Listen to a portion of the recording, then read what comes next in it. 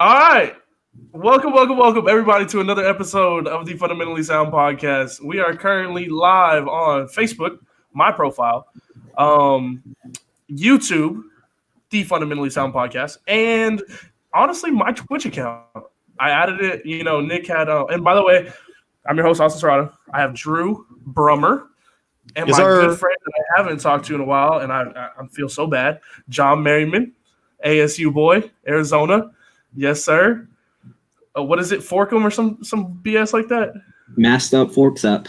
Oh, there we go. Okay. All right. Well, gentlemen, a lot of football talk today. I just, college football season right around the corner, NFL season right around the corner. That's all that's in the news right now is NFL and college football. Last night we had our first football game of the FCS season, so that was interesting. And now come to think of it, I actually don't know who won that. Does anybody know? Austin Peay or Central Arkansas? I'm gonna say Austin Peay because they scored like on their first play and then had an interception like on Central Arkansas's first play of the game. Unless Central Arkansas woke up. Central Arkansas won 24 to 17. Yeah, I just saw that. Yeah. Jinx. My bad. Yeah, no, that's crazy. Hey, Central Arkansas repping the Southland, by the way. We were all Southland boys at one point in our lives. Anyway, all right, gentlemen, we're going to jump straight into it. We got to pick them with the MVP edition. Now, this is just their MVP forms, their MVP seasons. I want to get y'all's honest opinion. So we have MVP D Rose, MVP Russ Westbrook, that is, and MVP Allen Iverson, or AI, that the answer. John, I want your opinion first. That's tough. Just because if I was to be biased and just go with my favorite player out of that group, I would probably go with Russ. Just because I was a big fan when he was in OKC, he did a lot of good things for that team. But I'm gonna go Allen Iverson. I just think he's out of all of them, he was the most gifted scorer and gifted ball handler. And he did all of that with having really no support on his team. Like he literally carried his team everywhere he went. And he was Right. like 5'8", 5'9". And so he was literally just no one could stop him. He was unguardable. You could triple team him and he's still scoring 30 points a game. So I'm gonna go AI just because he literally had his accomplishments by himself, whereas Russ had a supporting cast and so did D Rose. Interesting. Joseph? Yeah, this one. So it's tough because the D Rose MVP is one of those where he's the youngest player to win, right? He has this thing where it's like, okay, can he kind of beat LeBron? Can he win the championship? The top seed and all this other stuff. And he gets hurt in different things, and then his career, you don't get to see that end of the chapter, to finish that book ending. And the rest of these players, we had a great season, and you kind of then figure out how it ends, right? What goes on the rest of their career? Do they win championships? Whatever. So it's tough to kind of put that D Rose to be like, that was crazy. He kind of got to leave on that good end note. So because of that, I'm going to just kind of slot him at the 2 spot, right? I can't get him the number 1 spot. Right. I'm going to just kind of gracefully say he's number 2. Don't want to be too biased. Don't want to, kind of undercut what he did. I'm putting Russ number 1 because of the fact of you're averaging a triple-double the whole season. First time, ever since Oscar Robinson. So I have Russ, just the fact of doing something no one's ever done before, above the other 2 players. Now, mind you, AI, great season. Right. D Rose, amazing season, right? I'm not saying they're not great seasons, but when you do something that no one's ever done, instead of just flash out and have that kind of X factor to you, that's why I give the edge to Russ, D Rose 2, AI 3. All right. I love both y'all's takes. I really do. In my personal opinion, D Rose is last. I thought he did great. He took the Bulls team that I thought was already pretty decent, lacking a superstar in the age where you could have one superstar on your team with a bunch of role players, and you could take them pretty deep. AKA, he was their number one seed, I believe. And at the end of the day, he got hurt. Like Drew said, the book never got to be finished. And I just think that he lacked a 3-ball, very explosive, literally an automatic 2, without a doubt. But then you got Russ. I think Russ was a better 3-point shooter. I'm putting him at 2, and yes, AI at 1. So Russ, because he did average a triple-double, I'm not going to lie, that's very, very impressive. I don't care if people were like, he was stat padding, he was this, he was that, he was just trying to get these stats. I couldn't care less. At the end of the day, that man did something that nobody had done outside of one person. And nobody had done in the longest time since, there was like 12 teams in the NBA. So AI, in my opinion, had it all. Handles, like John said. The shots, he had the 3-ball in his arsenal. I just think that, in my opinion, AI was the best MVP out of these 3. And, he was the answer. He could not be stopped. This man was, known for his extreme scoring prowess while also being able to hold himself on the defensive end. And I think that that's one thing that D Rose and Russ also didn't really have. Russ would give you a block, an athletic block, but that was about it. So that's just my opinion. But anyway, moving on. Last pick'em of the day. We got the young mobile quarterbacks in the league right now. I want y'all's opinion.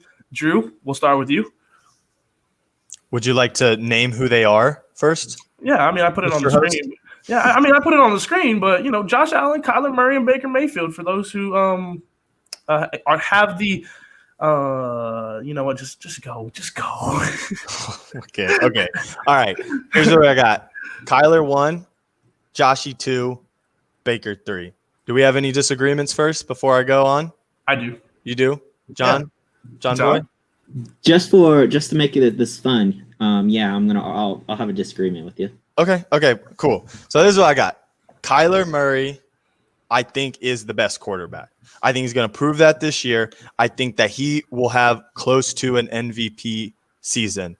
His legs, he's shown he can get out of the pocket, and he's fast, and he can run for rushing yards. He's going to have a lot of weapons with the offense with Cliff Kingsbury. I think he is honestly going to do Lamar Jackson-esque things. Well, we know who you're drafting later.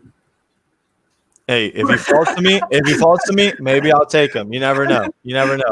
Josh Allen, he's proven himself to win football games with the team that he has, puts him at, in my opinion, 1B. So I do have Kyler Murray, Josh Allen, close. Then I go to Baker Mayfield, who has the total opposite of Josh Allen, where he has a bunch of weapons and did not play very well. I think he will have a bounce-back season, though, this year because I like Kevin Stefanski so much more as a head coach than Freddie Kitchens. But I just think if you have Odell, Jarvis, Austin Hooper, Nick Chubb, now get offensive line, you have to perform at a really good level. I just don't think he's going to. So that's who I got. Let's hear y'all's opinions. Yeah, so I think this is a very, very hard debate just because of a lot of changes that have happened within the last 2 months for a lot of these teams. That's so Josh Allen now has Stephon Diggs. So he upgraded his receiving core, has a true number 1. Kyler Murray got DeAndre Hopkins, has a one, maybe arguably top 3 wide receiver on his team to throw the ball to, plus Larry Fitzgerald, who is still going to give you 50 catches probably, just because everyone throws him the ball, which I don't blame them for. And then Baker has Odell and Jarvis Landry, plus Nick Chubb and Kareem Hunt. So all of them have the weapons. So I'll agree with Drew on the first take. Kyler Murray, number 1, because his ability to get out of the pocket and just outrun everyone. Like he said, Lamar Jackson type numbers or video game type numbers would not surprise me for Kyler Murray. Number 2, I'm going to go ahead and go with Baker over Josh Allen, just because I think Baker does have better weapons than Josh Allen, and I think he's just a better quarterback, or at least throwing the ball wise. I think he's a better quarterback than Josh Allen. And again, Odell and Jarvis Landry, 2 pretty, sure-handed, receivers out on the ends. I think just really solidifies that for him. And he really does need that comeback year just because he was such a disappointment last year. So he really has something to prove, and I think he does this year. And then Josh Allen third, just because he is very, very inconsistent with his arm. He is a lot better runner than Baker, and he's going to produce that way. But he just needs to prove himself to be more consistent with his accuracy as a quarterback actually throwing the ball before I would put him above Baker. So for that reason, for accuracy and just throwing ability or proven throwing ability, I'm going to go with Baker over Josh Allen. All right. I'm going to kind of rustle some feathers. Josh Allen's my number one. I'll already say it. So Josh Allen has been proven since he's day one. He came in the league. He's proven that he can use his legs. That's a no-brainer whatsoever. He's been able to use legs. Had 100 yards passing and rushing. I believe one game in his rookie season. Granted, he only had like 120 passing yards. He had a terrible passing game, but he still was able to move on a terrible Buffalo Bills team 2 years ago. However, number two, I will say also, Josh Allen is the most accurate deep throwing quarterback out of all three. And I'm not even joking. This man's got a cannon. He knows how to use it. And that's why I think Stephon Diggs is going to be so clutch for this team, is because he's going to be able to run and Josh Allen's going to be able to sling it to him. He's like Kirk Cousins, but with legs. And that's why I think Stephon's going to kind of stride, but he's not going to do as good as before. Kyler, definitely number two, without a doubt.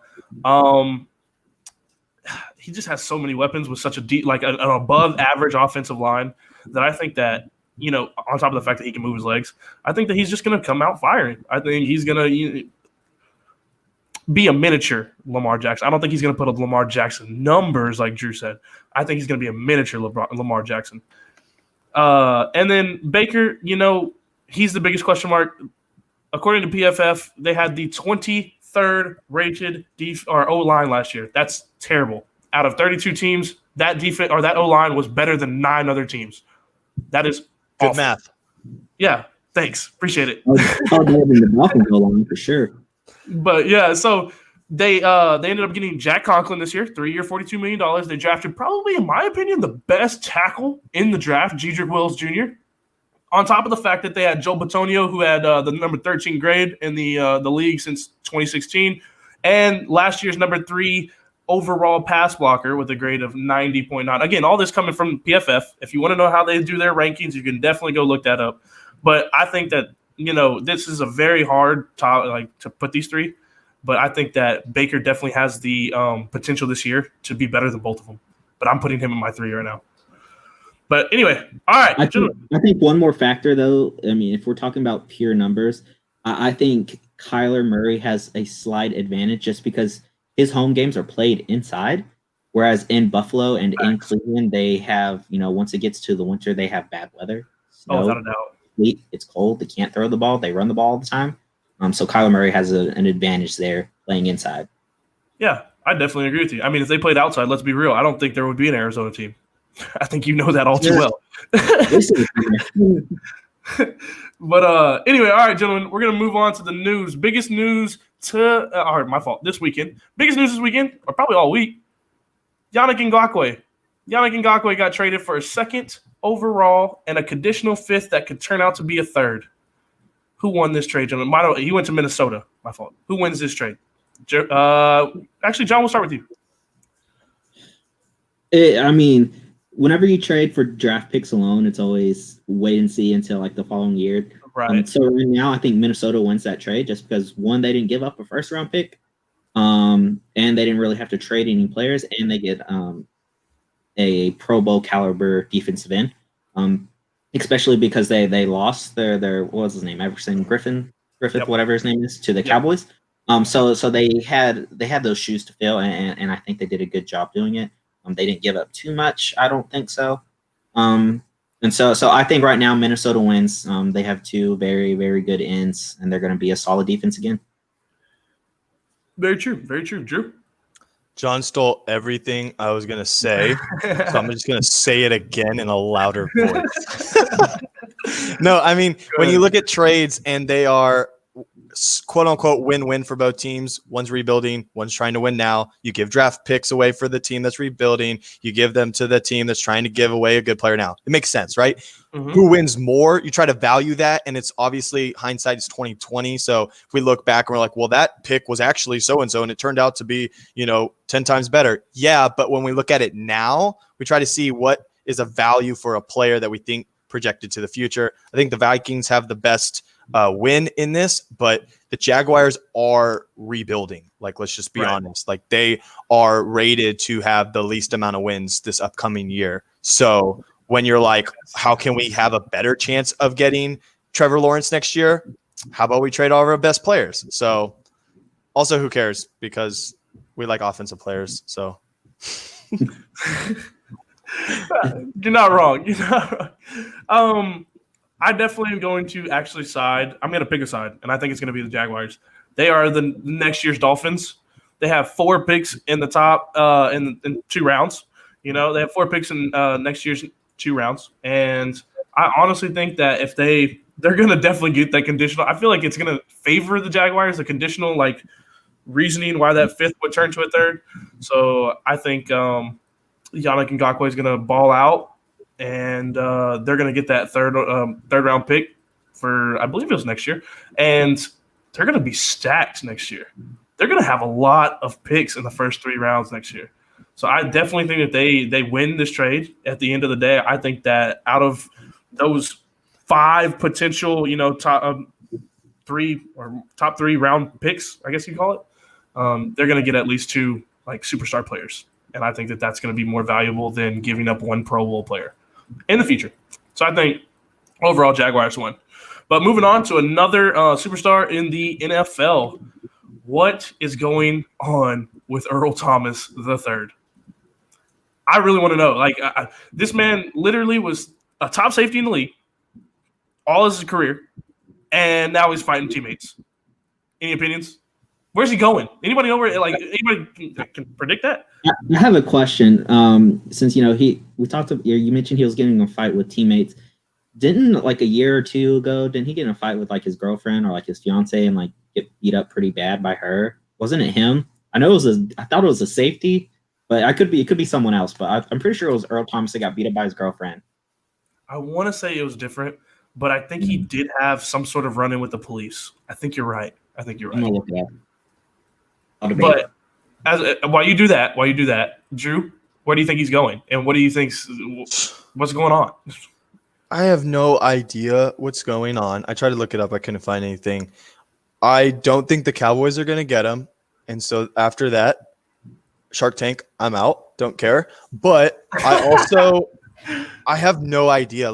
This is he's turning into a Antonio Brown type of player where. You're exactly. I wonder where he's going to go. And then 2 days later, I wonder where he's going to go. And it almost is like the Josh Gordon, is he in? Is he out? Who cares? I don't want to spend my energy on this news. You know what I mean? Right. Yeah, I can understand. Okay. I understand we podcast. Let's try to figure it out. But also as a sports fan, I'm I hate this. This is not fun to try to figure out what a bozo is trying to do. So, I literally could see him on multiple teams, and I couldn't put one above the other. I just think the Cowboys, a lot of people try to project him to go there. I think that it's just not happening. I just don't think it's going to actually happen. I got to agree with you. I think the same thing. Honestly, I think that the Rams, in my opinion, should go after him. They just lost Eric Weddle. I understand that, Earl's very high valued, and if you're looking to make a run, they just need a better secondary, in my opinion, because now they only have Jalen Ramsey. And why not? Why not go and get Earl Thomas? Might as well. Him and Jalen Ramsey will definitely get along. But anyway, that's my opinion. Like I said, I don't really care where he goes. I think that he's getting to the end of his career. So what's up? I found the news if you want to hear it, but go ahead, John. I found it too. But I like Drew's take on he's turning into an Antonio Brown. I was there's a lot of drama going on with him. But I did find a TMZ article. So yes, he did get a loaded gun pointed at him by his wife. because he was Oh caught. my God. So his wife was tracking his social media, and once they found out where he was, Oh she my God, bro. called up a couple of her girls. She got a pistol, and then they went to this house, and she caught him in bed with another woman and pointed the gun at him. Golly. This man Earl has been going through some stuff, I guess. And it's sad, I hate to see it coming from a guy, from Texas. But the team I have him going to is Cleveland, the Browns, just because they have a lot of money. They have salary cap room for him. And then they just lost a rookie safety, I believe, or I think it was earlier this week. He tore his Achilles. Grant Delpit from LSU. Delpit, yes, you are right. Wow. His Achilles, and so they don't really have anyone there on defense, anyways. But that's confirmed. He's out for the season. So. Okay, yeah, I didn't know. I saw that he went down with an Achilles injury, and I'm not able to look at my phone as much as I want to during the day, obviously, to look at the news. So I didn't know if it was confirmed or not. But all right, good know. All right, moving on.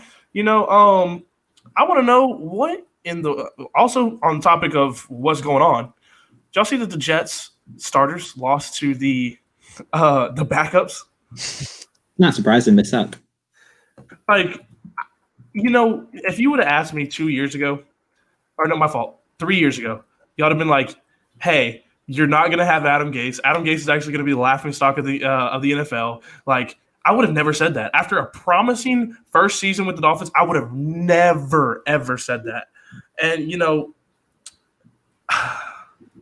I'm just so disappointed. Adam Gase turned out to be a terrible coach. He's probably made more money off of that meme than anything. Facts, though. I just wanted to know. I don't know if y'all saw that, but they lost pretty bad, too. It was 27-7 or something like that to the second-string players. And this is coming from the team that literally had to play a second-string quarterback from the beginning of all last season because of Kiss Boy, Sam Darnold. Mono. Yeah, so that was really shocking, actually. But anyway, that was a quick take real quick. But anyway, the college football season is upon us. It is officially upon us. The greatest sport known to man is finally here. Will it be the same without championships? No. Sure? No, not at all. So how do we pick a winner, though? How do y'all think they're going to pick a winner this year? Are they just going to go with whoever's number one wins it, or do we old school? I don't know. Yeah, facts. I don't think they've even decided yet. Yeah. They still don't know. They don't even know if they're going to make it past week 1 of the season to begin with. So sure. There's that. But I don't know. I think they want to try to find a way to get the Big Ten and Pac-12 involved, but it's going to be really hard if they don't play at all. Then it's going to be really hard to get them involved. So I think that's why they're trying to wait as long as they can, because they're hoping these other Power 5 conferences will either delay their start or just decide to let's just move to the winter or the spring. But if they do decide to have something, I think they'll just take whoever finishes first in the conference and make them have a playoff. Right. So. Drew? Okay. There's two things I have to say. Okay. Either they're going to do the top team is going to co-champion with the team maybe in the spring or the undefeated. They're going to do some stupid thing.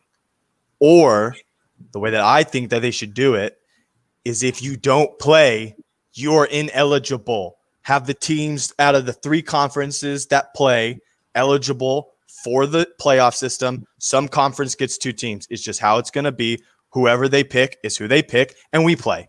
If you don't play, you're ineligible for a championship. That's a national championship, right? If you play in the spring, you can have your conference championship, but that's just maybe how it's going to be. That's the way I think it should be. But also we have no idea, so we're all projecting. I mean, we're guessing at this point. But please have football. Please crown a champion. Right. I need something. Right, exactly. No, and like I said, it's the greatest sport known to man. I love college football. You never know what's going to happen in college football. And it's just like college basketball, but I just love college football a little bit more. John, our teams are playing. Texas A&M's playing. UT's playing. I want to know what is the vibe. What are the vibes at Arizona State now that y'all season's canceled? Honestly, I don't think we're as we're not suing people like Nebraska and like Ohio State. We're not that bad. Or like some of the other Pac-12 schools, like UCLA is kind of throwing a fit. Those California schools are throwing a fit, or the players are. And I think a lot of it has to do with our coaching staff. Our coaching staff it seems like they have very good relationships with the players, so they were just in really good communication with them throughout. And even like a few players have come out and be like, yeah, we want to play, but like we understand where it's coming from, and a lot of it has to do with the coaches. I think Herm Edwards, like I said, has a really good relationship with his players, and his assistant coaches do as well. So they're hungry to play. They want to play. But like personally, I think it's kind of a good thing, just because we do have a very, very young team coming in, at least on the offensive side of the ball, just because we lost our number one receiver, we lost our number one running back. And we only have really pretty much one experienced wide receiver coming back. Everyone else is new. We have a sophomore quarterback coming back. So the running backs that came back, none of them have a carry. The receivers coming back, only one of them has a college reception in his career. So like they brought in a lot of weapons, but they weren't able to come in early to get used to the playbook and get used to the system. So at least now they have time to train and prepare. So I mean, it's like it sucks that we're not going to have college football. But the atmosphere is, we understand where it's coming from. But ASU is on the come up, national championship in 2 years. Oh, okay. Wow. No, but I feel that as if this is a good thing for y'all. I feel like this is a good thing for y'all, though. I think this is exactly what y'all needed, to be real with you. Like you said, y'all's players it's glaring that y'all lost a lot on the offensive side of the ball. Mm-hmm. I think one extra like year, or maybe semester, if y'all play in the spring, one extra semester I think is going to do a lot of work for y'all. A little bit, more experience, more in practice at least. But I think that it's just going to work. Yeah. And I actually like y'all's team. I really did. Yeah. I've liked y'all's team last 2 years. ASU is doing a lot of big things here, at least for football and basketball. The recruiting has just been outstanding, and Josh Christopher. Pac-12 champs for sure. Within the next 2 years before Jaden Daniels graduates. But I can see that. Drew, can you? Yeah, I mean, any thoughts? Do you I'd rather take the bet against it. I'd rather take the field. But I'm not saying they're not an up and coming team. Like they are. They're doing better what they previously would, but I think Herm Edwards is doing a great job. That's just me. And I think that Texas is going to be a top 4 team this year. That's just me. I mean, we got Chad Johnson Jr. We got Chad Johnson Jr. So, do y'all really? I did not know that. Chad Ochocinco's son. Wow, that's crazy. That's absolutely insane. But so before we get off this topic, who's the champion? Who's going to be the fall champion? Alabama. You think so? After leaving Tua, who's their quarterback now? Mac Jones, right? Or something like that? Bryce Young. Bryce Young? I don't know. See, that's what I'm saying. I don't know. He's just a top recruit. I mean, Mac Jones was the guy that in their bowl game shredded it, but he also had one game. Like, he's supposed to be the starter, right? Experienced guy, whatever, yada, yada. But with Saban doing what he did with Hurts for Tua, I see him also doing this for Mac Jones. Yeah, I can see it. John, who you got? I think it's a sleeper team. I don't think it's Bama. It's definitely not LSU. Jamar Chase isn't playing as of a few hours ago. Yep. I could potentially see Clemson coming through. Get out of here. Sorry, it's not Giggum. Giggum's gonna go like 500, maybe. If someone comes out of, I said it on a recent podcast. I think I put Florida as my sleeper team. I feel like they have a lot of experience coming back. They're just very solid. They do need to improve their offense, or at least score more points to help with their consistency. But I could see Florida could come out of it. Georgia potentially coming out of it, just because they're always right there. Alabama and LSU are not going to be as powerful as they have been in the past, so maybe it's their year. But then again, Clemson's in the ACC, to where they don't really have too much competition besides North Carolina does have a couple great recruiting classes coming in, but Clemson doesn't really have much of a schedule. Right. Actually, I think UNC is pretty close to canceling off their sports. They actually have the most COVID cases, and I'm sorry to talk about it, in the United States out of all universities. But yeah, I saw that. Yeah, we're not going to get on that topic. But I think it's just hard not to say Clemson. I think Trevor Lawrence is just going to – it's paved the way. Like the college football world paved the way for this man Trevor to get another national title, and I think that they're going to take it this year. I got to ride the favorite. But Florida's a very good sleeper. I've always thought Florida's been a sleeper in the SEC, always, no matter what. Yeah, and they play in the swamp, but that's not going to work. I want to throw out one extra sleeper. Oklahoma State wins Big 12. My sleeper pick. Really? Pick. I wouldn't put money on it. Right. Yeah. Huh. That's interesting. That's very interesting. I hadn't heard that. I could see Oklahoma State coming out of the Big 12 just because their offense alone is just mind-blowing. Plus, their quarterback now has a year of experience, and hopefully, if he's healthy, what's his name? Spencer Sanders. Sanders. He has like two first names, but yeah, I mean, Oklahoma State is definitely sleeper pick. Question marks with OU at quarterback. They have a lot of really good quarterbacks there, at least recruiting wise, but none of them are really. Yeah, so I mean, but yeah, I could see Oklahoma State, especially. I don't know. I feel like Oklahoma, Texas, and OU, they're all going to beat each other up, and then one of them's going to lose to like Iowa State or Baylor. Yep, so always happens. The winner at the Big 12 is going to have 2 losses, probably. Probably. No, and then we got to remember they got Chuba too. Hubbard. Yeah, that's what I was saying. Chuba. So crazy. And Sanders actually gave us a really hard time last year. I was scared. You almost lost. Oklahoma State. Almost I was lost. Scared. Like to the core. I was watching the game too. The thing is in a year where experience matters so much. They didn't have a spring game, right? Their offseason was kind of cut short. The experienced teams are really going to kill it. So that's why I think Clemson, obviously, paved the way. It looks really good. They have, Oklahoma State, the reason why I have them sleeper experienced team, right? I think those teams like Florida, great sleeper pick because they have a lot of returning starters. I think this is the year where it really shows. If you're a rebuilding team, Arizona State, take the year off, right? Like you already took how many months off. So just go ahead and say, let's not show whatever we have not been practicing and bring it to the field. Let's just keep practicing. Yeah. And I love all those picks, really. I love that y'all are so knowledgeable in the college football world. But gag them. Let's get it. But anyway, no, I'm joking, Drew. Anyway, no, moving on. Last segment of the day. I told Drew that I would keep it short for him. That way, it's the last segment, but there's 3 like mini segments inside the segment. But I told Drew that that we would keep it short today. That way, he can go do his stream that he has going on. By the way, look for it later. I'm gonna tweet it. Whatever he tweets out, I'm gonna retweet it. Be sure to tune into his stuff going on later at 7. Anyway, bubble talk. Biggest surprises so far. I want to hear it. Drew? The Jazz. Oh, yeah. The all music. Cool jazz. Duh. I mean, they haven't closed it out yet, but close. They're I mean, obviously an upset team looks. I think.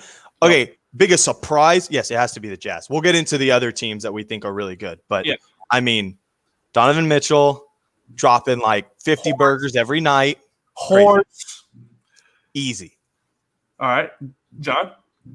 See, I like the Jazz pick, but at the same time, I pick the Jazz as like my sleeper team every year, and they get past the first round, but then they get blown out the second round or something like that. Right. They just kind of deflate, but they've played great, and like you said, Donovan Mitchell has looked great. Jordan Clarkson has been clutch off the bench. Surprising. Mike Conley seems to be like somewhat of Memphis Grizzlies Mike Conley, so that's been a plus for them. But I said it on Friday. I at first I said the Philadelphia 76ers were my surprise team just because they looked so bad and they got swept by Boston. But then looking at how Boston dominated Toronto today, they beat them by like almost 20 points or something like that. Yep. I'm going to have to say Boston is my surprise team just because they've just looked amazing. They've just looked incredible. They didn't look too good in the bubble, but all of a sudden they put it together. I mean, Marcus Smart has been like very clutch and just, his typical self. But I have some stats pulled up for the big three. We got Jaylen Brown averaging 21.5 points and 6 rebounds. Yes, sir. Jason Tatum is averaging 27 and 10. And then Kimba is averaging 24 and 4 and 4. And I didn't know that one. combined, they're averaging like 2 turnovers. So like they're not turning the ball over. They have 3 guys that are scoring over 20 points a game, and just they're doing it with ease. They've just made it look so easy. Nope. Like right now, I mean, if they keep it up at this pace, I mean, they're going to steal the East. I don't know if they can keep up this pace, but they just look really, really good. Honestly, if I said that they would beat the Raptors. I think Drew may remember this. I don't know if you were in on that discussion, Drew, but yeah. The live. Yeah, the live talking about our champs. Yeah. So I picked the Raptors to lose this series just because I expected them to do that. And just a quick fun fact for y'all today: Marcus Smart had 21 and 6 and 4. Kimba had 18 and 10. Daniel Tice had 13 and 15 rebounds. Jason had 21 and 9. Jaylen had 17, 5, 4, almost fouled out, and he shot terrible, but I don't think that my fault. Jaylen, my fault. I said Jason. Jaylen had 17, 5, and 4, shot terrible, but I don't think that happens again. And they locked up Van Vliet. Van Vliet has been playing outstanding, but he had a very, very bad game. Yeah, 11-4 with 8 assists on 3 for 16 shooting, 2 for 11 from 3. That's terrible. Mm-hmm. And he's been playing lights out. Yeah, Serge Ibaka actually had a good game, 15 and 9. But other than that, nobody scored in 20 points in the 20-point marker. But anyway, I definitely have to say, I predicted that Dallas and LA were going to be really close, and they were. And sadly, they didn't, I said that they would lose in 6, and they did. But I wanted to see it go to 7, to be honest with you. Anyway, no, easiest pick. I got to go with the Jazz as well. I never expected them to do that, especially after the Nuggets making the run that they did last year, given the circumstances that they kind of had an easier run, but they still lost to the Trailblazers. Anyway, I thought they were going to come back. They were going to push for that, that final spot just like they were, but they have not proved that whatsoever. So, yes, Jazz completely are killing it right now. Like Drew said, 50 burger, McGee. That is Donovan Mitchell. I love that man. He is just killing it left and right. But that's it for me. But anyway, all right. Who's hot? Who's not? Who's the MVP so far? Team or player? No, player. Who's MVP right now of the playoffs? Like if the playoffs ended right now, who's the MVP? The Claw. The Claw. Ooh. Kawhi Leonard. He's killing it. Like 33, 10, and 6 or 10. Oh my, 50% shooting? Yeah, with like 1 or 2 turnovers. He has like a combined more steals and blocks combined is higher than his turnover ratio. Turnovers per game. Sorry, I can't talk. So I'm gonna go with Kawhi just because Paul George has been sucking it up like really, really bad. And like if Kawhi was to have like 20 points a game, they would have lost that series. They would have lost. Like the series would have been over, but Dallas would have won. If he would have averaged even if he would have averaged like 22 points a game, they still would have lost. So I'm gonna go Kawhi. True. I like that. I like that a lot. I mean, when you think about who the playoff MVPs could be, right? You got to put Donovan Mitchell in there, right? Because you've been going off, right? You say Luka because got some crazy plays. You got Kawhi, and then you could maybe like throw in the obvious Giannis, LeBron, ADs, or whatever. But like Kawhi literally has not stopped, but is taking over the stardom against one of the other MVPs I just said, which is Luka. So, I mean, the fact of you are going head to head against that person and you are just saying, I'm going to be better, I think right now it has to be Kawhi. Like, people were like, the Mavs are going to come back. They're, blah, blah, blah. It's like, hold on, settle down. Let me make my shot. Shut up. We win. Easy. And, I guarantee you a lot of people didn't know those stats about Kawhi. Drew did probably, but a lot of people don't know about it because he's so quiet about doing it. They're like Luka's 40-point triple doubles like overshadows that fact. Luka dropping like 50. I think Luka took the spotlight in that series away from Kawhi in that situation. But I have to go with Jason Tatum. And with a very close second is Donovan Mitchell, in my opinion. I think that we're expecting that of Kawhi, which is insane because this is just playoff Kawhi, in my opinion. Like, Kawhi does that, but I think that the fact that Tatum has literally – without Tatum, I don't care how good Jaylen Brown or Kemba's doing. Without Tatum, this team wouldn't be where they're at. They wouldn't be as high as the seed as they were at. I think that he just impacts their team in the biggest fashion possible because he's a very, very, very key player in that rotation, to the point to where if he's not there, same with Donovan too, but I just think that Jason Tatum just brings a little bit more. Donovan's a little bit more of scoring. He'll give you like 25, 5, and 5. Tatum will give you 28, 12, and like 7 with maybe a block. Because he's averaging 2.5 blocks a game in the playoffs right now. Exactly. So you look at that. With turnovers. So 2.5 blocks or 2 blocks and 1 turnover. That's great. Impressive. Exactly. So that's me. That's me. But moving on. Who is your biggest disappointment? And I'll even start it off. I think it's, in my opinion, I think it's AD. Outside of this year, or outside of this past game, he's not done good. He's not done good at all. He's not been efficient. He's not been, the AD that I think that he should be. And this isn't just me hating on the Lakers because I hate the Lakers. I just think that AD needs to ball if they want to, sweep this Clippers team like a bunch of people probably imagine that they would. But that's just me. John? Go ahead, Drew. Joseph? Yeah, my first thought was I thought you were going to say the 76ers, which is partly mine. It's hard because what you said was exactly true. It's like, first we're like, the 76ers, how in the world could you just get swept? And then we're like, hold up. Is it the Celtics that are actually doing it? Like, it's not the Sixers' fault. Like, the Celtics are for real. So right. That's why I put it as like my half like disappointment. So like the whole team's half like a disappointment. Right.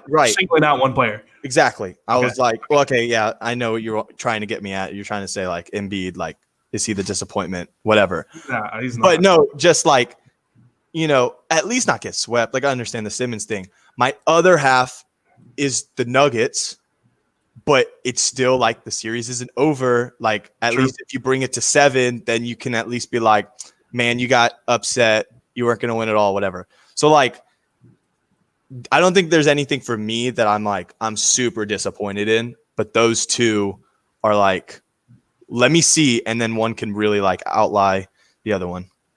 Okay, I got you. John? Yeah, I said it a little bit earlier. Paul George just hasn't really looked very good. But because they won the series, or he had one really good game, and the game that they won by like 40 points, the game that he looked good in. Mm-hmm. Plus, they won the series, so that's over. He can get some rest and figure some things out. Hopefully. But then I'm going to throw a curveball out there, or like a wild card. TJ Warren.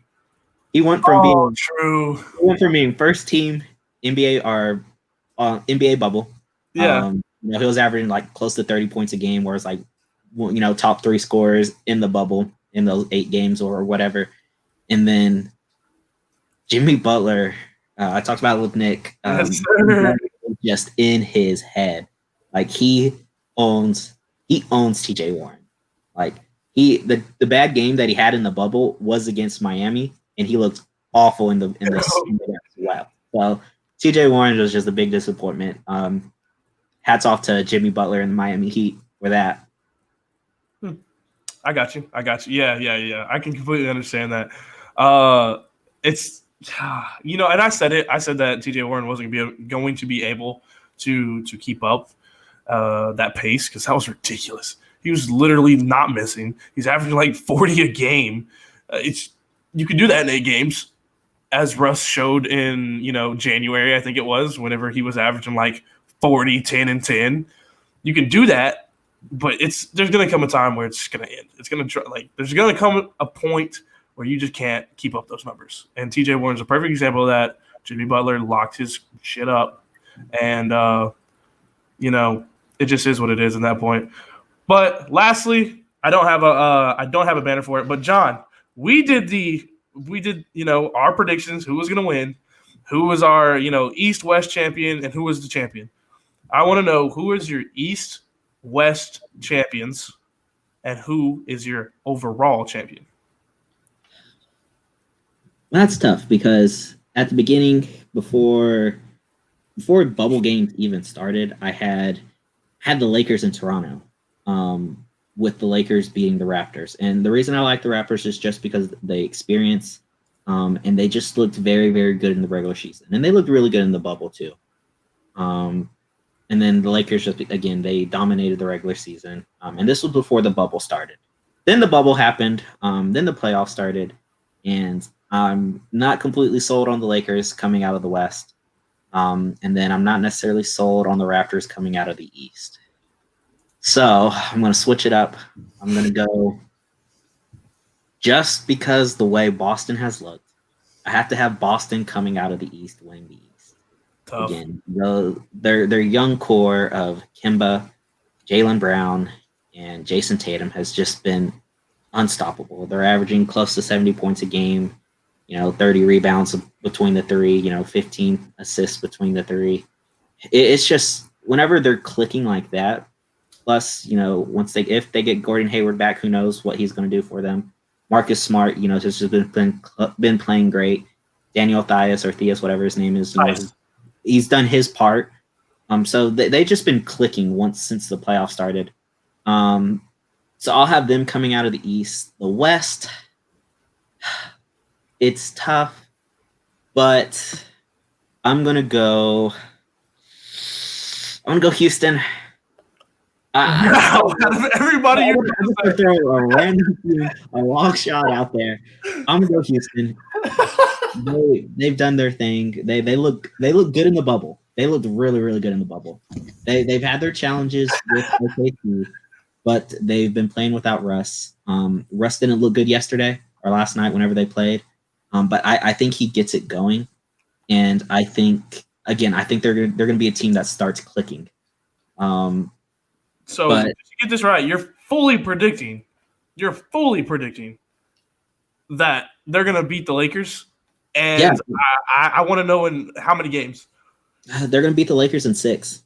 Oh, damn. I thought you were going to say 7. I forgot about the Clippers. I take that back. Sorry, Houston. Clippers win. Clippers win the West in 6. They beat the Lakers in 6 too. Kawhi and Paul George are just too good. Paul George steps it up. Sorry, Houston, I got your hopes up. Okay. Woo. Again, everyone always forgets about the Clippers, the other LA team, and then Kawhi's on that team, so everyone forgets he's a player, even though he's like the MVP right now. So then Clippers beat Boston. Kawhi gets his 3rd ring with his 3rd team.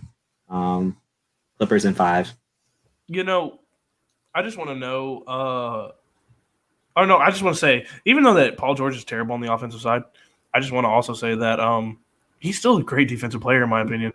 Like, he's very above average. I'm not going to say he's elite, but he is, in terms of defense, I think he's a star. And so I think that they're giving him a lot of hassle, but they're not recognizing that, like, on the defensive side, he can still contribute, even though he had worst shooting series of his life. No BS. Like, worst shooting series of his career so far. Statistically. Another key player on that team is Lou Williams, who has not been scoring, and that's his job. His job is to get buckets, and he did not do that in the Maverick series. He probably averaged close to 20 points a game, but he didn't have a 40-point or 30-point game, or where he never led the team in scoring, which he did quite a bit in the regular season. And one game, sorry to interrupt, overtime game that they lost, he actually had 34, 36, something like that. Okay. That was the only good game that he had the entire series. My fault. Keep going. But didn't they lose that game?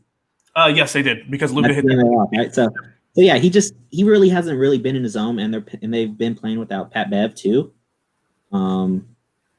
Their defense, another defensive stopper. So I mean, if they get him back, and him and Russ, that's going to be fun if they ever get to play, or like him and Harden's mouth, that's going to be fun. So yeah, I think once they get once they really have all the pieces at least clicking, or at least clicking at like 75%. Because right now they're just kind of going through the motions, and Kawhi is playing incredible, out of this world, and their defense is still playing very well. But once they get some more offensive help, or like once they get that rhythm, that offense, should be able to score 145 points like they did against the Mavericks. Right. All right. Well, gentlemen, that's all we got. I need to let Drew get back to doing what he is supposed to be doing with his stream. Drew, you want to give a quick shout out, maybe? For sure. It's going to be on my YouTube channel. It's just Drew Brummer. So if you want to go watch it, I'm going to retweet it as well on my Twitter, which is Drew Brummer1. And we're going to be playing Sporkle quizzes. I'm going to try something called Sporkle Sundays, where just every Sunday night, just get on, play some sports trivia, something simple. So please go check it out. Yeah, is that in 10 minutes? Yep. 7 o'clock. 7 o'clock. With his, I'm assuming with your good friend from A&M? Yeah, Stan Kellen is his name, BS2, and then we'll get some more guests on each Sunday. Perfect. By the way, you spell Brummer with 2 M's. Correct. It's like drummer with a B. Exactly. All right. Well, boys, I really appreciate y'all being on. Hopefully we can get Nick back on pretty soon. And I just want to say that I appreciate everybody who stopped in. And be sure to like, comment, and subscribe on any videos that we put out, whether that be live. You can comment. More than welcome to comment. We always love to see it. And, yeah, I don't got anything else to say. So we will see y'all probably towards the end of the week, probably Friday-ish. I'll try to shoot for Friday. But, yeah, we'll see y'all later. Peace.